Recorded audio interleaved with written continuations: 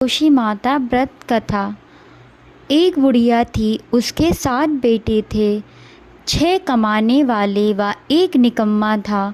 बुढ़िया माँ 6 पुत्रों के लिए रसोई बना भोजन कराती और पीछे जो बचता वह 7वें को दे देती।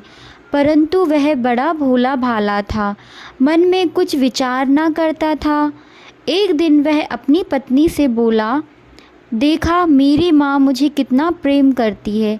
वह बोली, क्यों नहीं, सबका जूठा बचा हुआ जो तुमको खिला देती है। वह बोला, भला ऐसा भी कहीं हो सकता है? मैं जब तक आँख से ना देख लूँ मान नहीं सकता। स्त्री ने हंसकर कहा, देख लोगे तब तो मानोगे। कुछ दिन का त्योहार आया। घर में 7 प्रकार के भोजन और चूरमा के लड्डू बने। यह बात जांचने को सिर दुखने का बहाना करके पतला वस्त्र ओढ़कर रसोई घर में सो रहा और कपड़े में से सब देखता रहा। 6 भाई भोजन करने आए। उसने देखा माँ ने उनके लिए सुंदर आसन बिछाया, 7 प्रकार की रसोई परोसी और आग्रह करके उन्हें जिमाया। वह देखता रहा। जब 6 भाई भोजन कर उठे तब माँ ने उनकी झूठी थालियों में से लड्डुओं के टुकड़े उठाकर लड्डू बनाए। जूठन साफ कर बुढ़िया माँ ने उसे पुकारा, बेटा 6 भाई भोजन कर गए, अब तू ही बाकी है, उठ ना, कब खाएगा? वह कहने लगा, माँ मुझे भोजन नहीं करना, मैं अब परदेश जा रहा हूँ। माँ ने कहा, कल जाता था तो अभी चला जा। वह चल दिया तथा घर से बाहर निकल गया। चलते समय पत्नी की याद आई। वह गौशाला में कंडे थाप रही थी। वह जाकर बोला, हम जामे परदेश को, आवेंगे कुछ काल, तुम रहियो संतोष से, धर्म आपनो पाल। वह बोली, जाओ पिया, हमरो सोज हटाए, राम भरोसे हम रहें, ईश्वर तुम्हें सराय। देहु निशानी आपनी, देख थरू में धीर, सुधी हमारी मत बिसरइये, रखी मन गंभीर। यह सुनकर अपनी अंगूठी देकर बोला, अपनी निशानी मुझे दे दो। वह बोली, मेरे पास क्या है, यह गोबर भरा हाथ है। कहकर पेट में गोबर के हाथ की छाप लगा दी। वह चल दिया। चलते चलते एक दूसरे देश में एक साहूकार की दुकान पर जाकर कहने लगा, भाई मुझे नौकरी पर रख लो। व्यापारी को नौकर की ज़रूरत थी। वह बोला, रह जा। इसने पूछा, तनख्वाह क्या दोगे? साहूकार ने कहा, काम देखकर दाम मिलेगा। वह नौकरी करने लगा। थोड़े ही दिनों में दुकान का लेन देन, हिसाब किताब, ग्राहकों का माल बेचना आदि सारा काम करने लगा। साहूकार के 6-7 नौकर थे। वे सब उसकी होशियारी पर चक्कर खाने लगे। सेठ ने काम देख उसे मुनाफे का हिस्सेदार बना दिया। 12 वर्षों में वह नामी सेठ बन गया। अब बहू पर क्या बीती। सास ससुर उसे बड़ा दुख देने लगे। सारी गृहस्थी का काम कराते, लकड़ी लेने जंगल भेजते और आटे की भूसी से रोटी बनाकर उसे देते तथा फूटे नारियल की नरीली में पानी देते। इस प्रकार वह अपना दिन गुजारने लगी। एक दिन वह लकड़ी लेने जा रही थी कि उसी रास्ते में बहुत सी स्त्रियां संतोषी माता का व्रत करती दिखाई दी।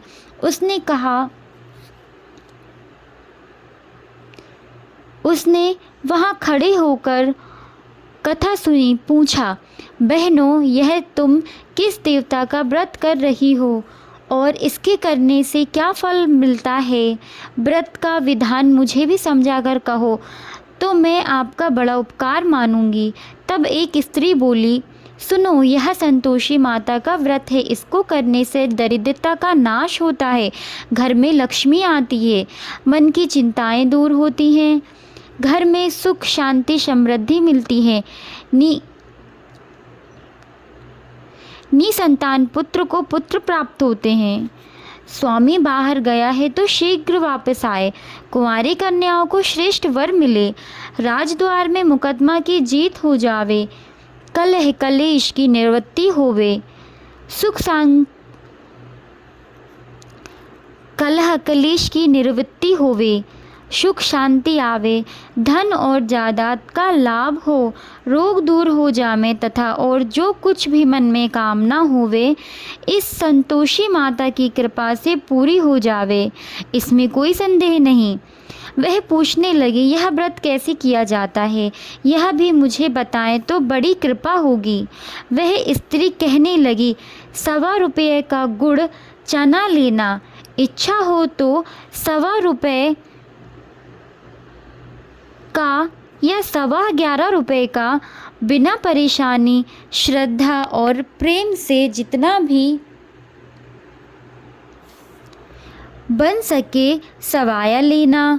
प्रत्येक शुक्रवार को निराहार रहकर कथा कहना सुनना। सुनने वाला कोई न मिले तो घी का दीपक जलाकर उसके आगे या जल के पात्र को सामने रख कथा कहना। कथा के पश्चात प्रसाद बांटकर स्वयं भी ग्रहण कर केवल एक बार बिना खटाई का भोजन करें। जब तक कार्य सिद्ध ना हो जाए नियम पालन करना और कार्य सिद्ध हो जाने पर व्रत उद्यापन करना। 3 मास में माता फल पूरा करती हैं। यदि किसी के ग्रह खोटे हों तो भी माता 3 वर्ष में अवश्य कार्य सिद्ध कर देती हैं।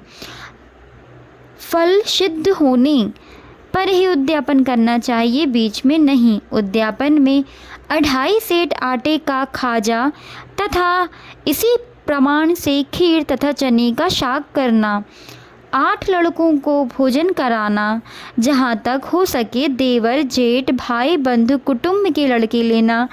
ना मिले तो अन्य रिश्तेदारों को और पड़ोसियों के लड़कों को बुलाना। उन्हें भोजन कराकर यथाशक्ति दक्षिणा दे। माता का नियम पूरा करना। उस दिन घर में खटाई कोई न खावे। यह सुन बुढ़िया की लड़की की बहू चल दी। ते में लकड़ी बेच उन पैसों से गुड़ चना ले व्रत की तैयारी करके आगे चली। सामने मंदिर देखकर पूछने लगी, यह मंदिर किसका है? सब कहने लगी, संतोषी माता का मंदिर है। यह सुनकर वह मंदिर में जा माता के चरणों में लौटने लगी और विनती करने लगी, माता मैं अज्ञानी हूँ, व्रत के नियम नहीं जानती, बहुत दुखी हुई।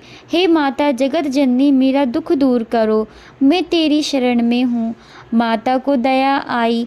एक शुक्रवार ही बीता कि दूसरे शुक्रवार को पति का पत्र आया।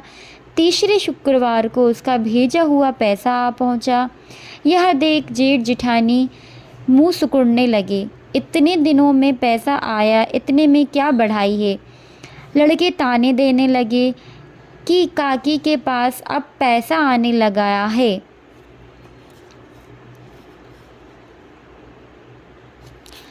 लड़के ताने देने लगे कि काकी के पास अब पत्र आने लगे, रुपए आने लगे, अब तो काकी की खातिर बढ़ेगी, अब तो काकी बोलने पर भी ना बोलेगी। तो बेचारी सरलता से कहती, भैया कागज रुपया तो हम सबके लिए अच्छा है। ऐसा कहकर आंखों में आंसू भरकर संतोषी माता के मंदिर में जा मातेश्वरी के चरणों में रोने लगी। माँ मैंने तुमसे पैसा कब मांगा है? मुझे तो अपने सुहाग से काम है, मैं तो अपने स्वामी के दर्शन और सेवा मांगती हूँ।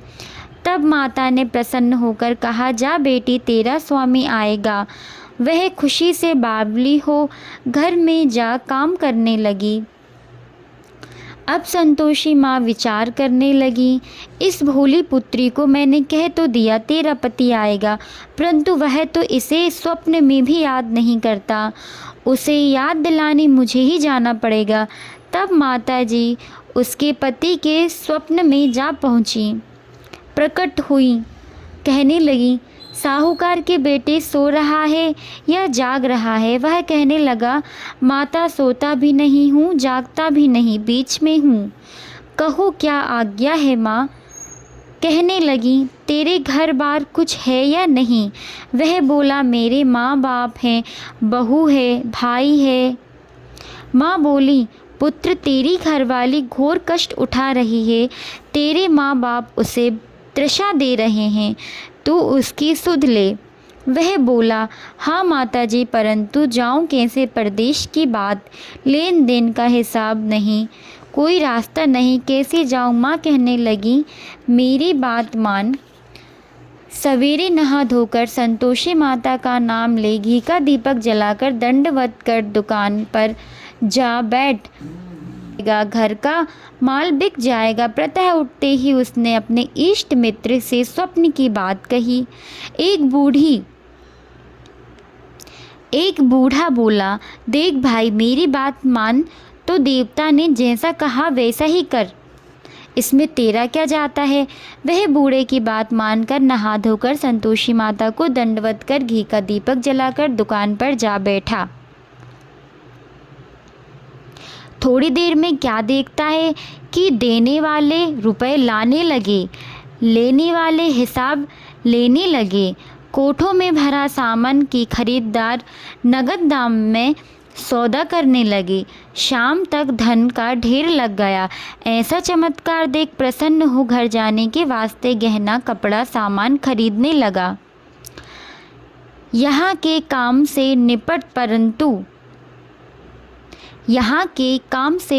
निपट तुरंत घर को रवाना हुआ। यह बहू बेचारी जंगल में लकड़ी लेने जाती, लौटते समय रोज माता जी के मंदिर में विश्राम करती। कुछ दूर धूल उड़ती देख वह माता से पूछती हैं, हे माता, यह धूल कैसे उड़ रही है। माँ कहती हैं, हे पुत्री, तेरा पति आ रहा है, अब तू ऐसा कर, लकड़ियों के 3 बोझ बना, एक नदी के किनारे, दूसरा मेरे मंदिर में और तीसरा अपने सिर पर रख। तेरा पति को लकड़ियों का गट्ठा देखकर मोह पैदा होगा, वह वहीं रुक जाएगा। नाश्ता पानी बनाकर खाकर माँ से मिलने जाएगा। तब तू लकड़ियों का बोझ उठाकर जाना और बीच चौके में गट्ठा डालकर 3 आवाज़ लगाना, लो सासू जी लकड़ियों का गट्ठा लो, भूसी की रोटी दो, नरेली की खोपड़ी में पानी दो। आज मेहमान कौन आया है। बहुत अच्छा माता जी, कहकर वह लकड़ियों के 3 गट्ठे ले आई। एक दिन एक माता जी के मंदिर पर रखा। इतने में ही मुसाफिर आ पहुंचा। सूखी लकड़ियों को देखकर इच्छा अनुसार भोजन बनाकर विश्राम करा। वह गांव को गया, सबसे प्रेम से मिला।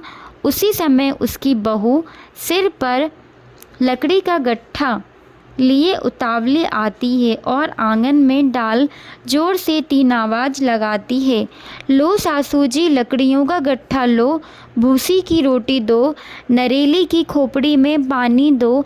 आज मेहमान कौन आया है। यह सुनकर सास बाहर आई और दिए हुए कष्टों को भुलाने हेतु कहती है, बहू ऐसा क्यों कहती है।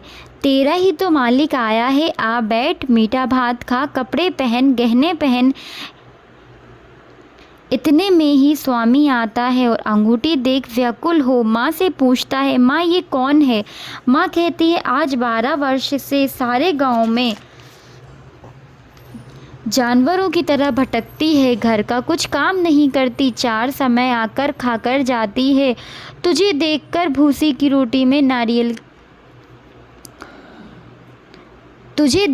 भूसी की रोटी और नारियल के खोपड़े में पानी मांगती है। अब वह लज्जित हो उठा, बोला, ठीक है माँ, मैंने इसे और तुम्हें भी देखा, मुझे दूसरे घर की चाबी दो, हम उसमें रहेंगे। तब माँ बोली, ठीक है बेटा, तेरी मर्जी। यह कह चाबी पटक दी। तब उसने तीसरे मकान में जा तीसरे मंजिल के ऊपर का कमरा खोल सामान जमाया। वहाँ राजसी ठाट बाट बनकर गया। बहू सुख भोगने लगी। जब अगला शुक्रवार आया तो उसने अपने पति से कहा, मुझे संतोषी माता का उद्यापन करना है। उसका पति बोला, बहुत अच्छा। तब वह तुरंत ही उद्यापन की तैयारी करने लगी। जेठ के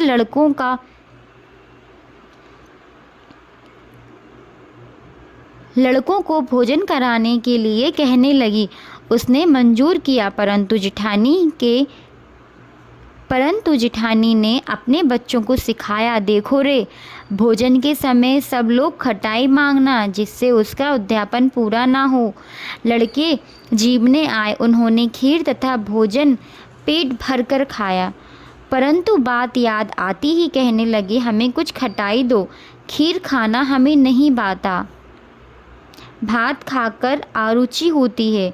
बहू कहने लगी, भाई खटाई किसी को नहीं दी जाएगी, यह संतोषी माता का प्रसाद है।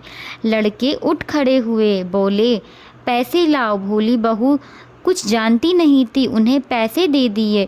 लड़की उसी पैसे से इमली खरीद कर खाने लगी। यह देखकर माताजी ने बहू पर कोप किया। राजा के दूत उसके पति को पकड़ कर ले गए।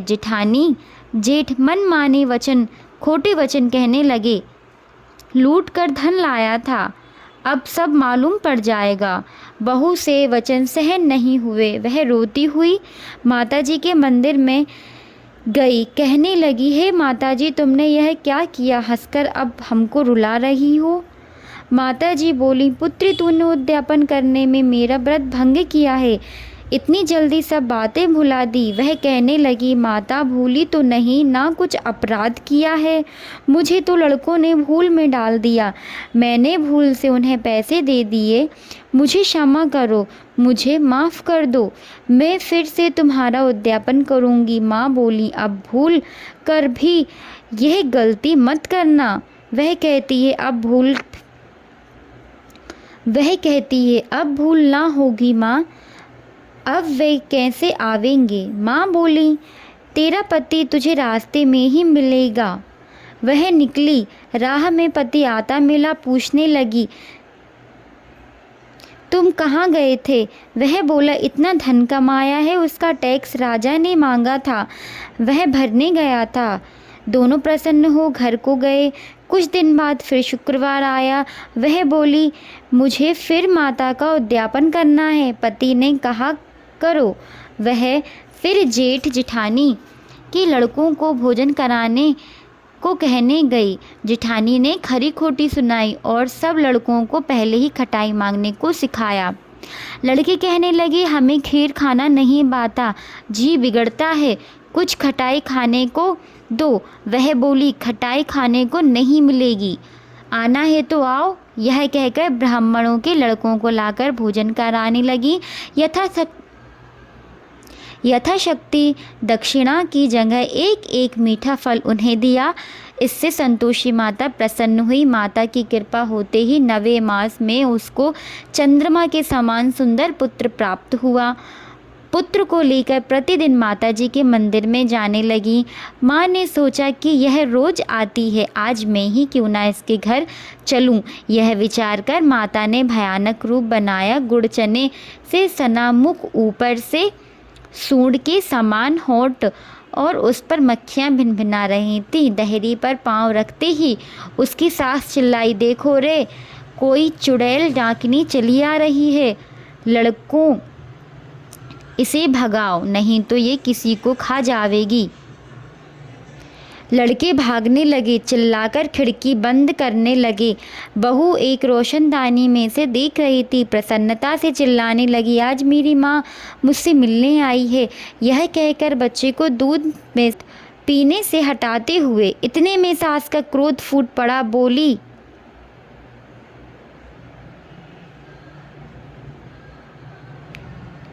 इतनी उतावली हुई है, बच्चे को पटक दिया।